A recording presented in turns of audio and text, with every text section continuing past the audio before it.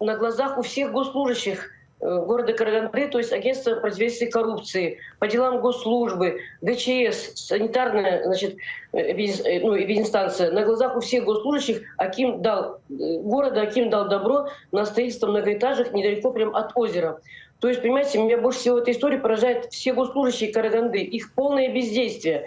Ведь это создание чрезвычайной ситуации, когда сердце Караганды, Центральный парк, это красивейшее место в Караганде. Это даже достояние, можно сказать, всего Казахстана. Достояние республики, я бы назвала наш парк.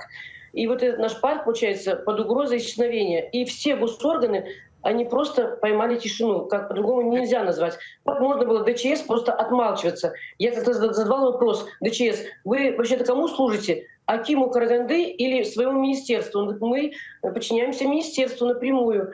Вот, значит, ну а как можно было подчиняться напрямую министерству и ничего, никакое письмо не обратиться к Акиму города, не написать ему «остановите строительство, вы уничтожите парк», потому что вы совершаете экологическое преступление. И также госслужба. Почему госслужба тихо отмалчивалась?